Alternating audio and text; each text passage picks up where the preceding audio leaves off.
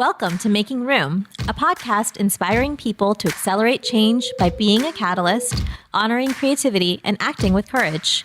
We are making room for the greatest potential of our community. Welcome, you are welcome here. Welcome to this open door, dear. Our hands are reaching out for you.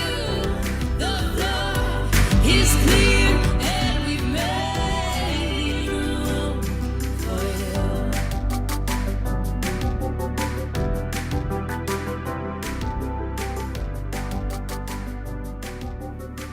All right, welcome back to Making Room.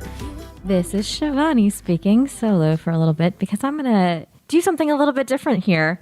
I have challenged the guys here as my wannabe teacher self to a homework assignment for the next episode, and I'm curious what's going to happen. But we talk a lot about the men's group that they met at, and I have always been fascinated by the fact that a group of guys are getting together and breaking the stereotypical norm of what you might imagine what a group of guys do when they hang out with each other, to really talk about tough issues and get to know each other on a deeper level. And I'm fascinated by how they made that happen, because it's just not the typical thing that happens when you get a group of guys together. From what I understand, I never hang out with groups of guys, but I thought, let me challenge these guys to a questioning of how they got to where they are and how they became friends and how they got to that deeper level. So curious what happens. Just like my daughter gives assignments to Uncle Johnny, I'm giving them an assignment this round. All right, welcome back to Making Room. Brandon, how you doing, man? I'm doing great. Good to see you. I know we have our partner in crime, Shivani, is not in studio today. She actually wanted us to do this to hear more about how we got to know each other, some of the groups we've been in, and she loves to listen. So she's actually going to listen and comment and be able to share some thoughts with us, and actually gave us some questions. So she's with us in spirit, and we'll get a chance to hear more from her towards the end of this. We need like a picture of her right here. So yeah, so she asked us sort of our story, and a lot of people were interested to know about our men's group, which started out, as we talked about before, which was 7 black guys, 7 white guys getting together to initially talk about race. And we grew into something more where we're just brothers and really good friends. And we'll have the 2 guys who started that group hopefully on in future episodes. But the interesting question was, which we had to think about, how did 2 of you then become close within that group? yeah. And I think where it started, and maybe you'll remember this, is that we were charged with, we had different committees. I mean, there were makeshift committees, right? We'll joke about the social committee when the other guys come. Yeah. But Dre and Chef, that's for you. That's right. But we were in charge of the speakers committee, the guest speakers. And so we had guest speakers come, and we've had some phenomenal guest speakers come to talk to us. 2 of my favorite, of course, are Harvey Gantt and Hugh McCall. Just hearing from them about Charlotte as a native Charlottean, it was great. And in our partnership in securing those speakers, that's when we really got to know each other. Yeah. I really think that was because, when I look back at how we started that group, which was really neat because, David Webb and Will Alston were mutual board members on the men's shelter. And I remember we first got together volunteering for the men's shelter. And so we were brought together in purpose and for a purpose. And it just became, 8 years ago, we were really doing some great work with each other. And we started before even the speakers are the 30 for 30s. We call them like our little ESPN 30 for 30s, how we started 2 guys per month would share pretty openly. And we started learning things about each other that we just never knew. There were guys I went to college with that I learned about things. And so we really invested in those relationships. And I think we went from relationships to then a learning context and learning through and in community and having those speakers. And I think that's where, aside from your personal story, I just really, you and I had so many similar interests, and I respected, like, everywhere I went. I was like, yeah, Brandon, Neil and I are getting speakers. Oh yeah, I know Brandon. Yeah, no, I know him. Yeah, absolutely. Of course. And, we had, like you said, the Harvey Gantt, Mr. McCall, and so many people that just really poured into us. And I think that's where the commitment to community, which is a big Right. part of this making room conversation, is, how we give back, how we bring people with us. And I think every time too, I had someone maybe I was mentoring or had a conversation with, like,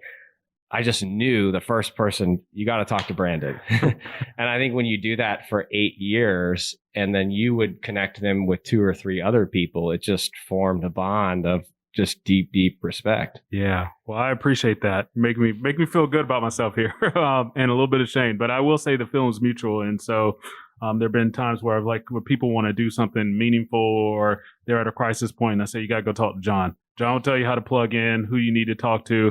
So I think that's meaningful. The other thing, we give you a hard time about always being the one who has an icebreaker or making just normal conversation, like when you just get together, having, okay, we're really going to get to know each other.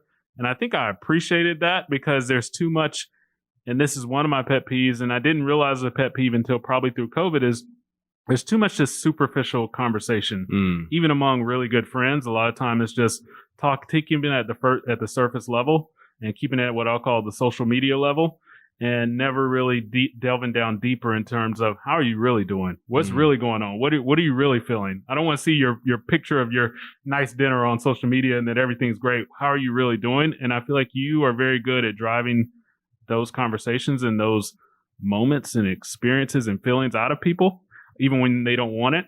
So I definitely appreciated that too.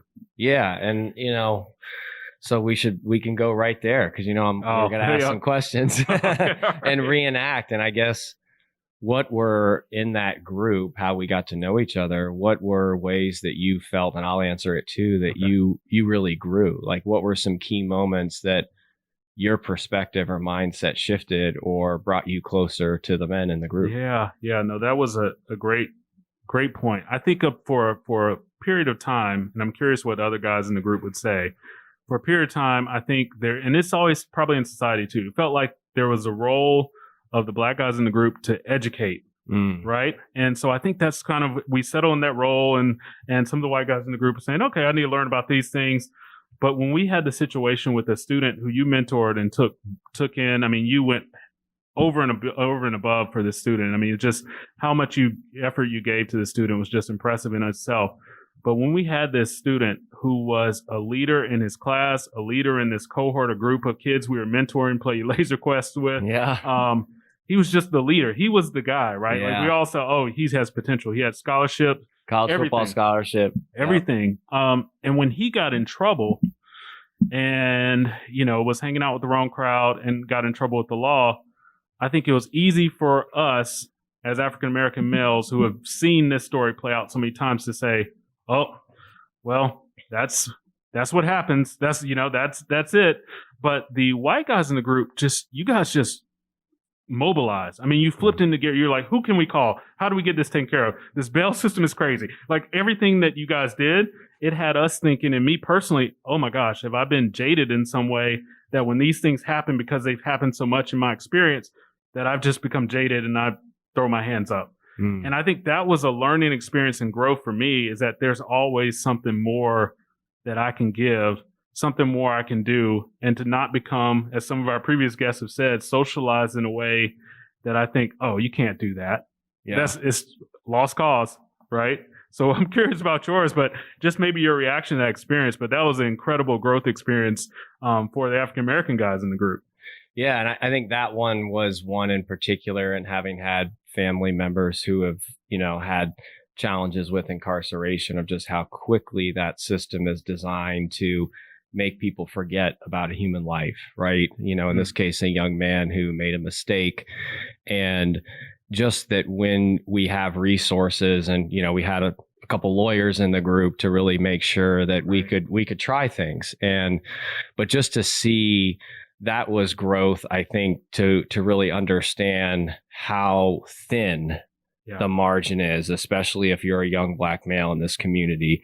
Just like the margin for mistakes is so small, right? And just to think about how challenging it was to get support for him outside of his immediate family. And I think for me, what changed over time, because I'm a very empathetic person, And when I hear stories, something usually changes inside me, is just really having not had some deeper relationships with men of different backgrounds. Right. And before that group, maybe knowing people, hey, I played football with you, or we did this together, and having played football my whole life, but not really getting to the depths of like what it's like to be a Black man in the world.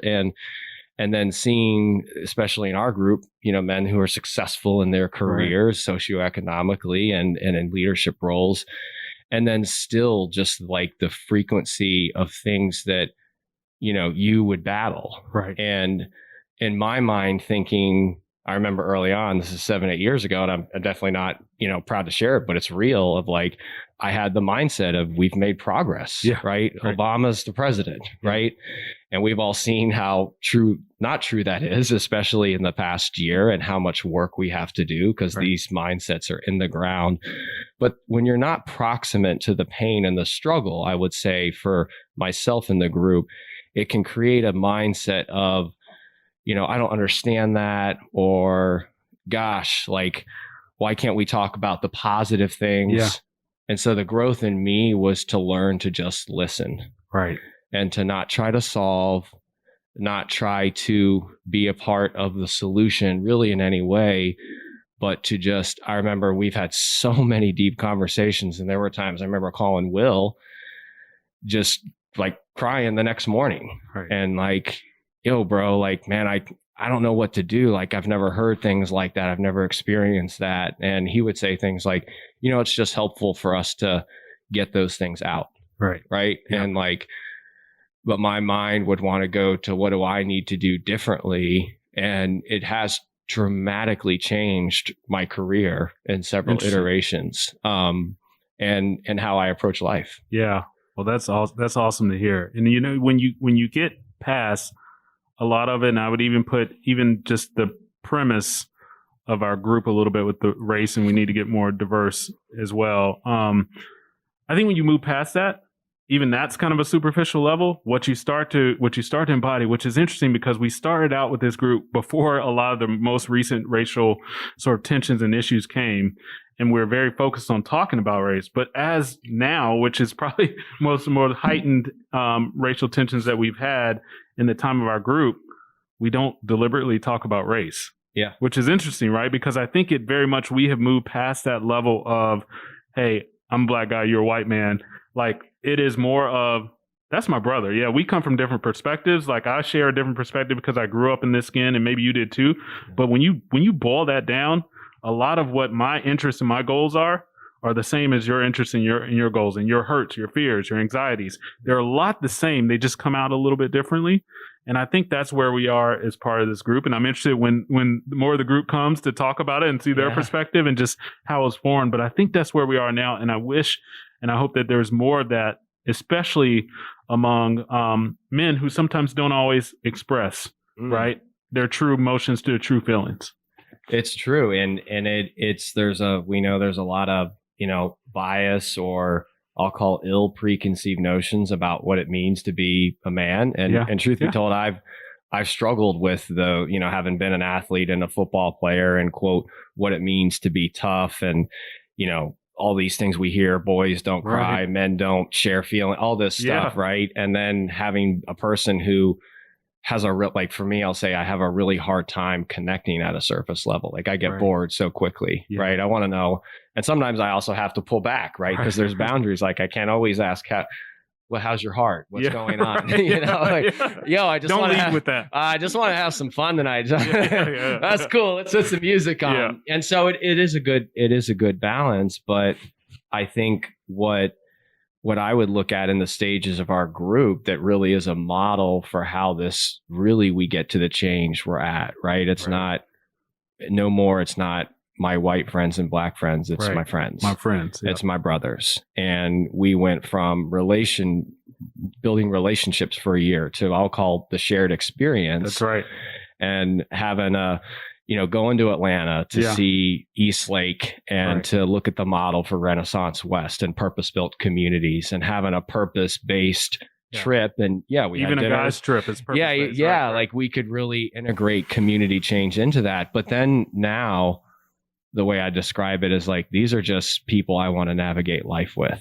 Right. And so, when it came time for us to possibly do work together, I just always, and Brandy, our other colleague who, is the glue and architect behind the scenes, she asked, well, why you and Brandon? Yeah. And I think, one, I want people to see some things I've seen, and we have an example of this, which is really cool. But every time, like you're going to embarrass me. Always. But every time I heard you speak, you spoke from a depth of your soul, and you spoke. I felt like whether you're spiritual, whatever religion, that something was working through you, and you had my full attention, and that there was so much purpose in your words that I just I wanted to, when you're talking, I want to be there. Right. I've been to Friendship Baptist, seeing you interview Anthony Fox. Right. I'm just thinking about it now. I've seen you up on stage right before we went to the Museum of African American History and Culture with Communities and Schools. I've seen you at events. I've seen you introduce speakers, and, let Brian, if they have it queued up, this is a video of a documentary from Lloyd Visuals. And this to me is when people say, give me 60 seconds on who Brandon Neal is and what he's about. Like, this is what I would send them. I'll leave you with this as a challenge.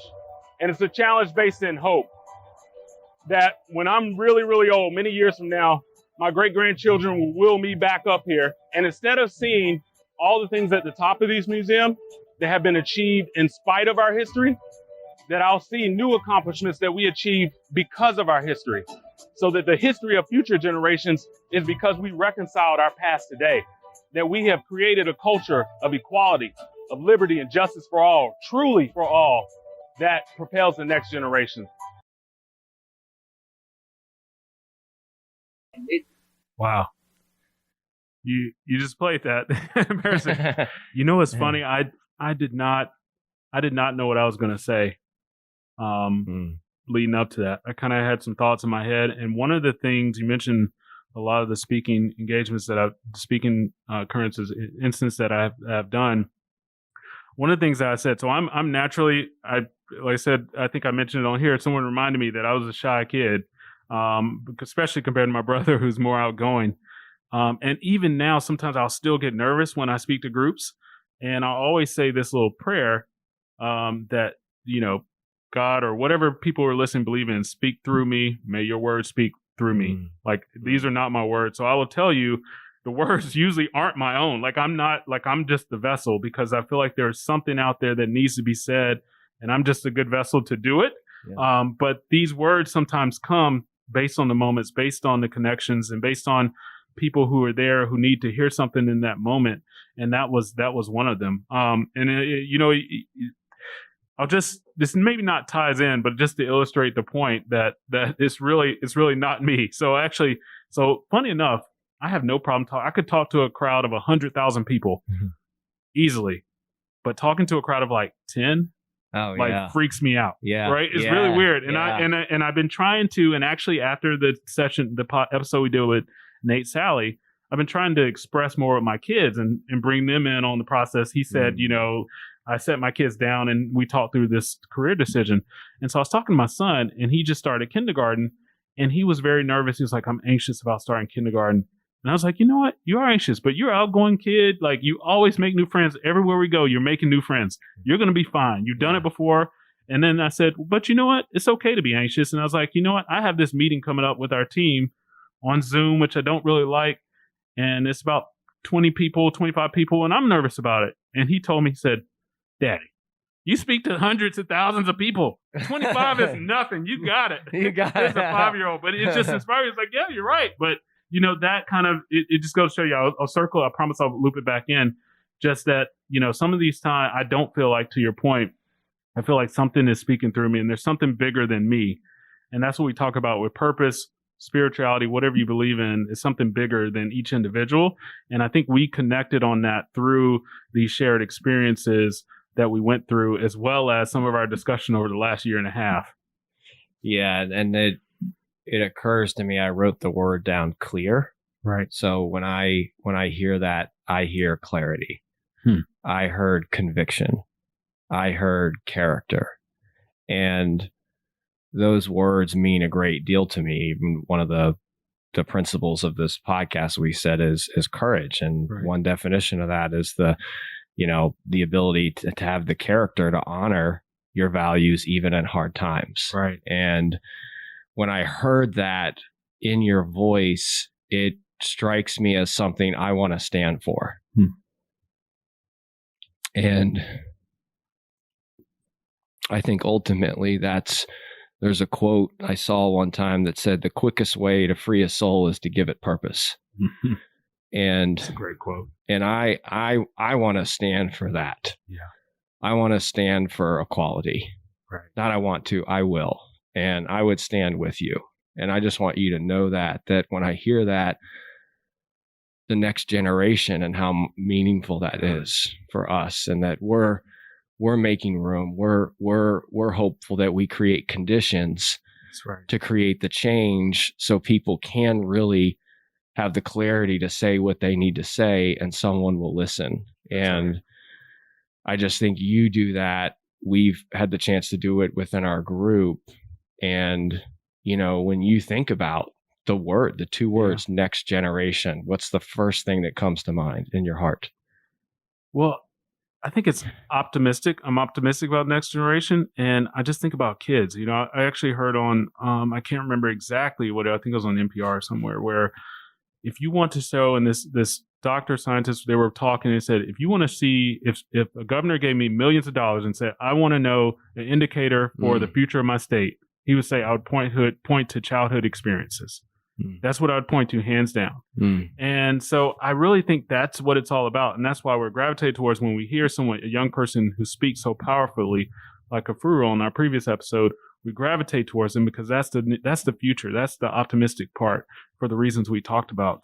The other thing I'll tell you too, I just, because you've highlighted on masculinity, I do think there is, in terms of the next generation, I think very hard about this, about my role as a man in this society, and sort of what am I modeling for my kids, and being vulnerable, right?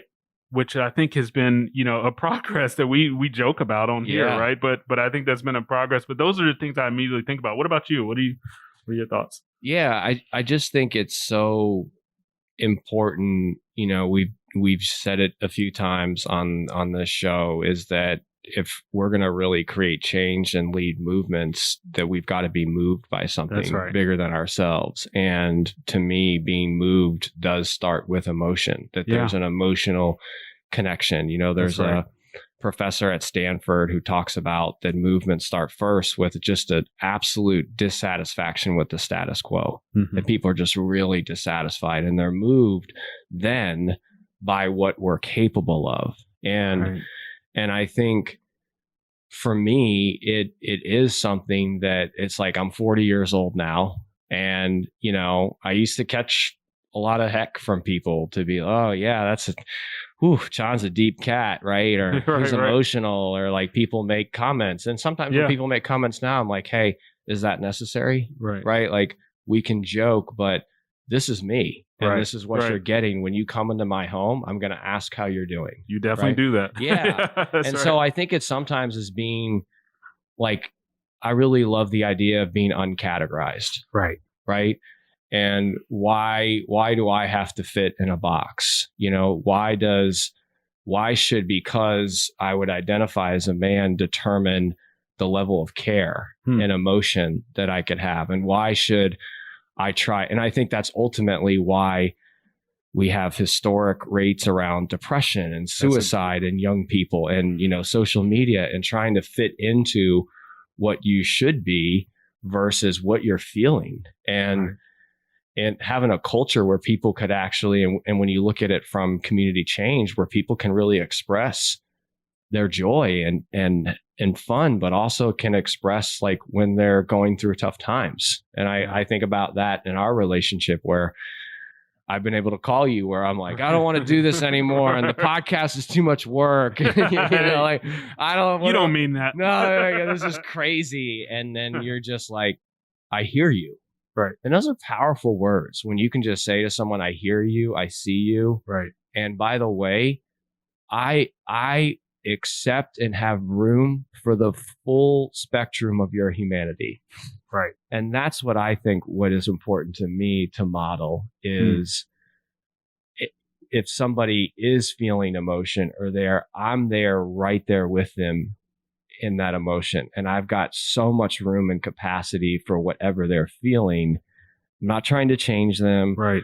I'm not trying to get maybe to that place myself, but I'm going to totally be with them. And so I just look at, I think we've got a lot of work to do. And the way I look at it is to not try to change anybody else. Yeah, that's right. It's just to really like be myself. And now I've gotten to the point where it's like, yeah, I love the fact that I get really emotional about humanity. Right. And when I read quotes about Ubuntu and I'm only a person through other persons, or when I hear, for example, the Doc Rivers story, when Doc Rivers won the NBA championship and he incepted the idea of Ubuntu in his team, and they started operating from that principle. And then midway through the season, his father passes away.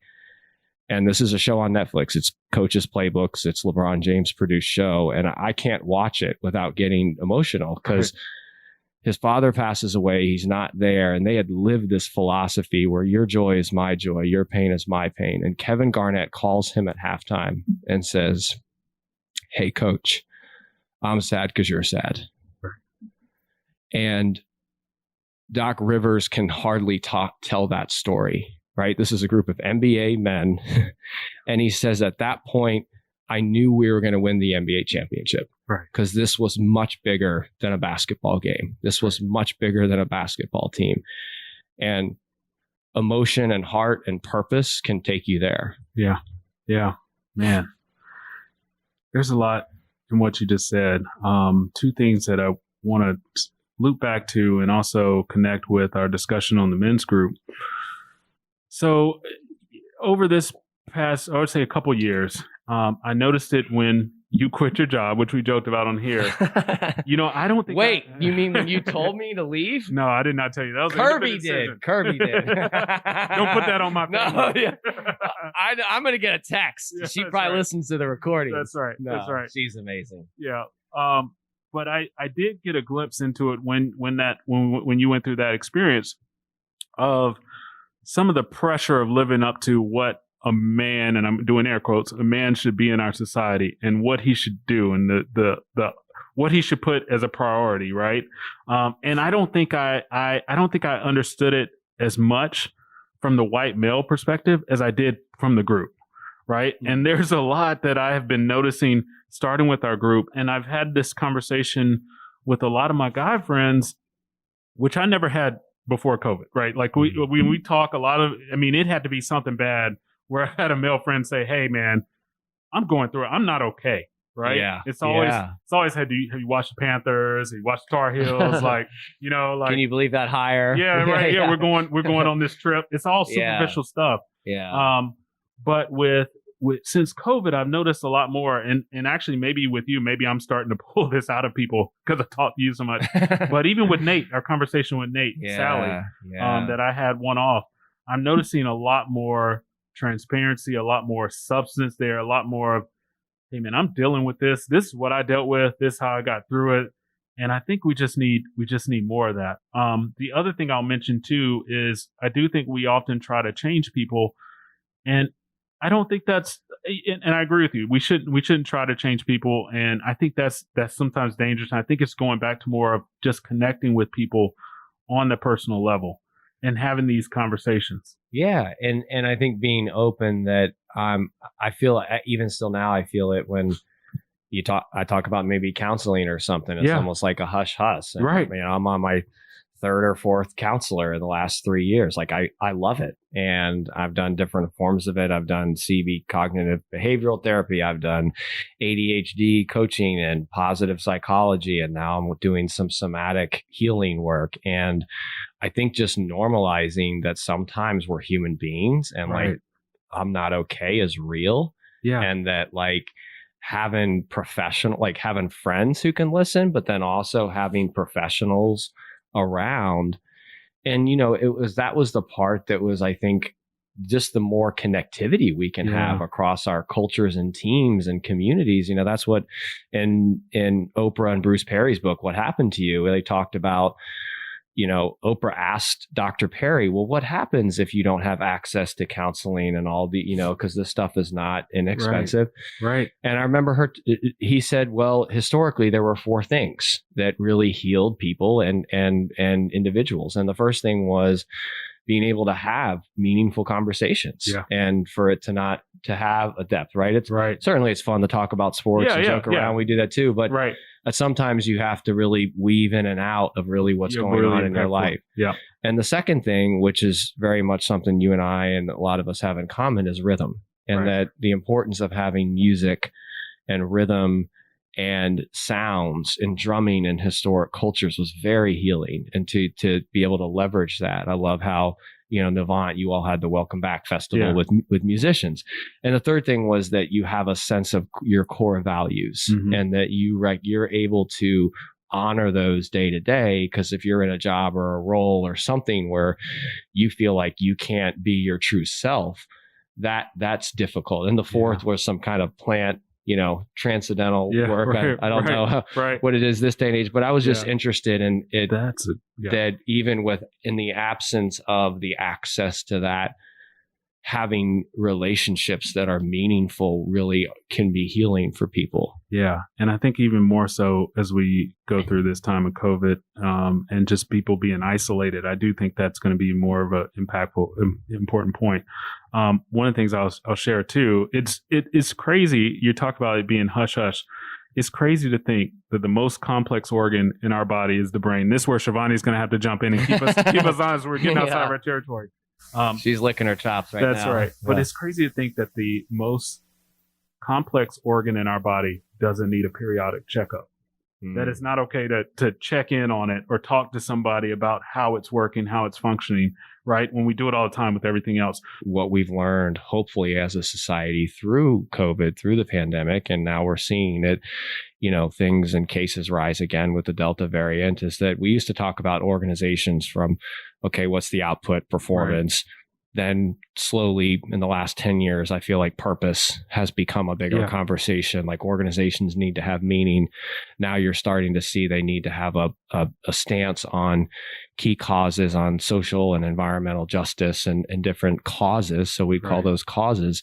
I think the next phase, I hope, within cultures, wherever you're at, is environments of healing. Yeah. And can you be in an environment at work and at home where you can really be yourself and people can get resources and access, that it's more than just your outputs. And, as we close out today, and I know we'll continue more of this. This has been really cool. Most people don't, we just sort of start talking and see what happens. That's right.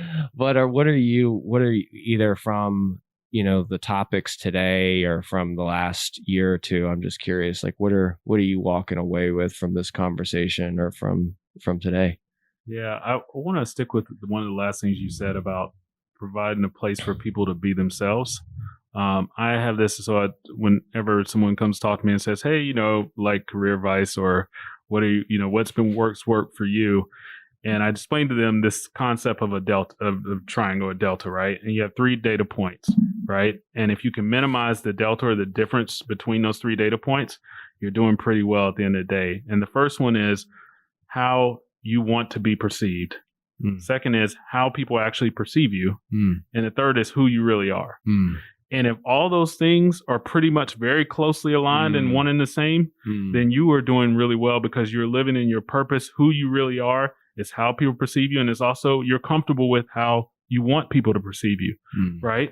But if you have any distance between a lot of those things, and some of them are out of whack where you're one way, but you want to portray yourself as another way, or you think you're portraying yourself one way and people see you completely different, then you have issues. And so that's, again, and I think it all goes back to purpose. And I know I talk about this all the time on this podcast, but I do really think that is And then that is so important. And I think we've heard it in all of our speakers.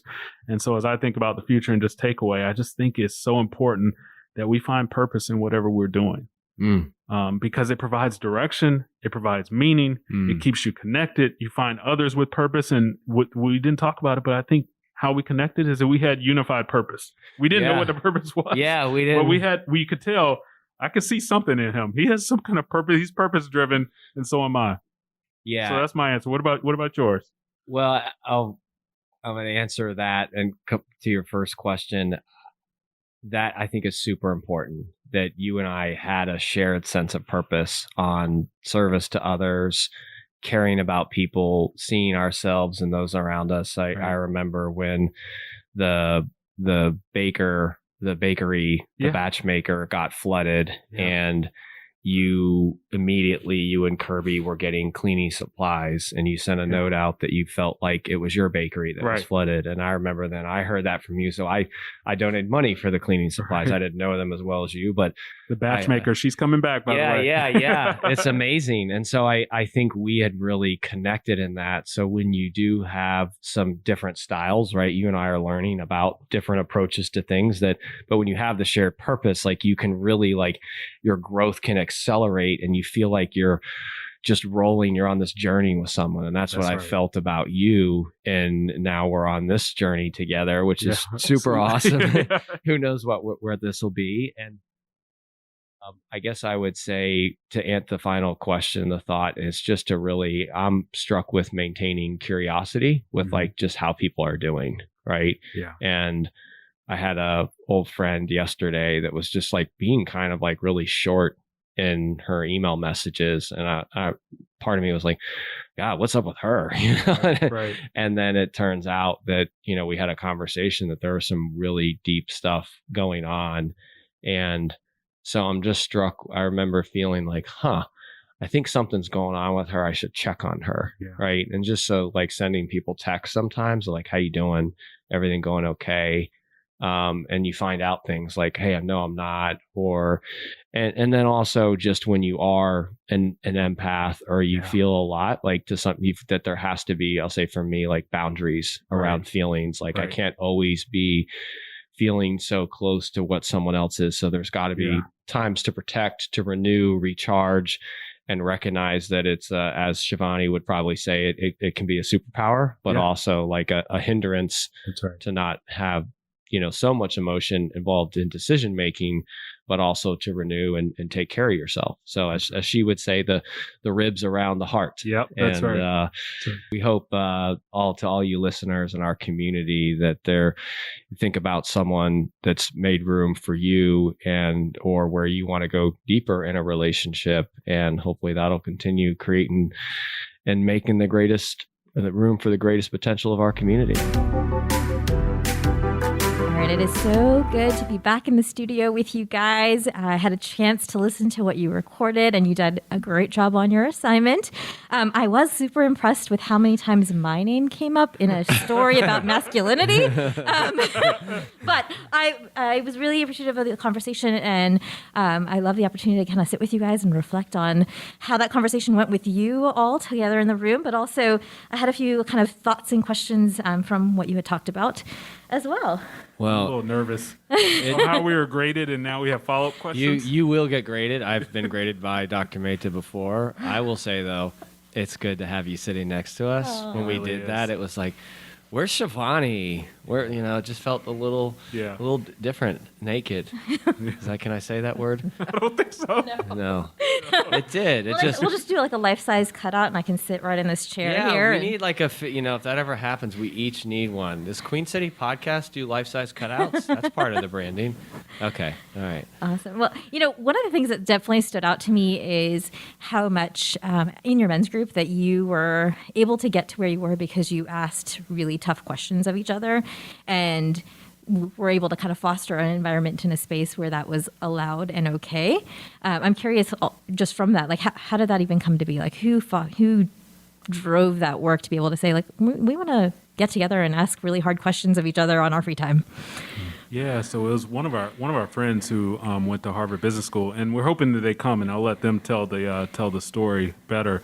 But he took a class at Harvard Business School where a professor brought in leaders from corporate America, different spaces. I don't think it was just corporate America, but he brought them in, and the idea was they would tell their story and then be open to hard questions that could be about your personal life. And so we kind of adopted that as this way of getting to know each other and turn it into what Jon mentions, our 30 for 30. Yeah, he just very intentionally said before, we had this sort of connection to community. I remember one of the first things we did was just to learn about the men's shelter, and we toured the men's shelter back before, now it's Roof Above, but before they had the change in branding. So there was a connection, I think, for all of us being active in the community. But we had literally 2 guys per month, and before we did anything else, everybody had a chance to share their story, and the questions were pretty poignant. It was, challenges you had to overcome. What are your values? What do we not know about you? What is your untold story? And then literally every other guy in the group then had a chance to ask questions. And, as I shared some in the episode, I learned things about guys I went to college with that I just never knew. Yeah, I agree. Same here.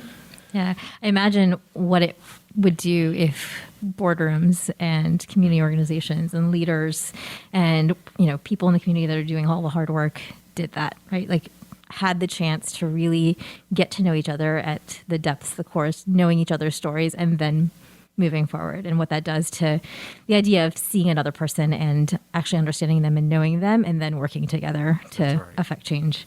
That's right. And there's a chance for learning. So I think we may have simplified it that we leave the episode. I was going to say episode. That could be true for this too. But then we leave the meeting and everyone's in agreement. We did make an agreement that when we leave the meeting, we're all going to leave as friends, which we do. But there are some times where people just say, "Yeah, I don't get that. I still don't get that. I don't believe that's true." And it's taken meetings over meetings, and then someone will finally say, "Hey, man, you remember when I said I didn't get that? I actually really get that now." And so it's been a work in progress too, but allowing that progress to happen while still being friends, and that disagreement to take place while still being connected. Exactly. That idea to agree to disagree, but allow time, respectfully, and allow time to actually get to an end point. You kind of talk about like how sometimes you have to table the discussion and say, like, you know what, we're not quite there yet. We're not seeing eye to eye, but I respect you as a human being. And so I respectfully want to kind of just pause until I can reflect a little bit more, think about it a little bit more, and then kind of proceed and try to understand. And I think that willingness to want to understand, to want to see the other person is so important in that, right? Yeah. If you're blocked and you don't actually have that willingness to be open to seeing and to hearing, then you miss so much more. That's right. Conversation. That's right. The other thing I kind of heard in the conversation was kind of going beyond the status quo of anything, really, like the status quo of relationships, which make us kind of conform into certain ways of thinking and acting and behaving and speaking to one another. But when you do have that courage to go beyond the status quo, you can either redefine it for yourself, you can redefine it as your relationship with another person, and I think you use the word of like being uncategorized, right? Like I don't have to fit to this one mold. I can be more than that. And when I have that allowance to engage with another human being and be free enough to share myself, but also to accept and listen to the other person, you're able to break that status quo and not have so much of the disconnect of, in my mind, I should be this one way, but I'm really feeling this other way, and really being your authentic self for yourself, but also for other people. Yeah. Brandon, you said something that really struck a chord with me with this tightening, who you are, what you want to be, and then what you care about. And that really resonated a lot with me because I was sitting there. For me, it's just more and more I'm practicing I really connect deeply. Like I'm a very empathetic person. It's hard for me not to say really what I had a friend over the weekend get married, and the bride had her sorority sister sing Ave Maria, and this woman's voice was incredible. Like it rattled the church, and I'm moved. I'm like, oh, this is And I couldn't just go up to her and say, hey, that was pretty cool, right? I was just like, I heard the depth of your soul. I mean, we're talking about deep stuff, and then other people are like, I heard this, Brandy, and it was cool, but I don't know any better other than to just, that's me, of like, I felt something. And so I think that can be, there's maybe a category that, okay, I shouldn't feel as much because I'm a man or I'm this. And that's what another thing we're trying to do is just break all these categories and stigmas and just be you. Yeah. Yeah. And I actually tried this. So you mentioned kids, and we'll get back to the 3, making sure you're consistent with who you are and who you're depicting and how you perceive yourself or want to be perceived. So I tried this recently, and going back to kind of, I think as I was growing up, it was very much, a child's place was to be seen, not heard. You didn't talk back. And so I've been really trying to break away from that a little bit. And so I got some really good advice to say, why don't you ask your kids sometime, like, how can I be a better parent or better dad? And so I actually tried it out and just being vulnerable. And I put it out to my son. I was like, hey, I was just thinking, like, how can I be a better dad?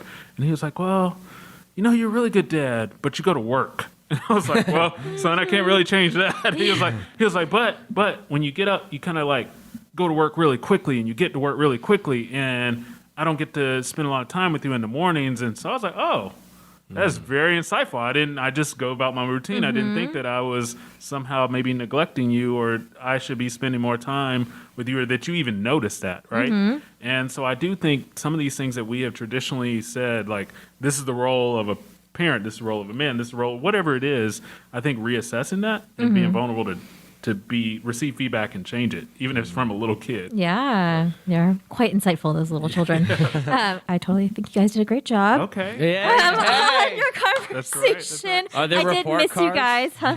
Are there? I'll give you an A+. Yes. Well done on your reflection of the brain as a complex organ. Yes.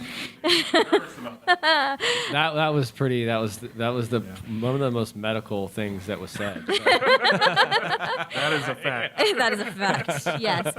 So I appreciate you guys doing that, and it was really fun to listen to. And I hope listeners also enjoy listening and kind of reflecting a little bit more on their own depth of conversation and communication with people that they have maybe known for a really long time already.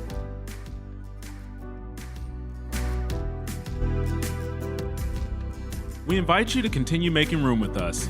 You'll find this episode and all of our exciting and meaningful conversations on Apple, Spotify, or really anywhere you choose to listen to podcasts. Join the Making Room movement and get more info at makingroomwithus.com, or follow us on Instagram at Making Room With Us. Thank you for showing up for us and each other. Until next time. You are wonderful and full of truth, just as you are.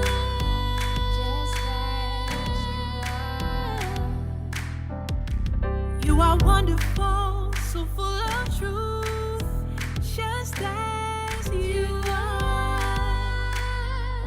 Oh. You are wonderful, so full of truth, just as you are, just as you are. You're welcome here, just as you are.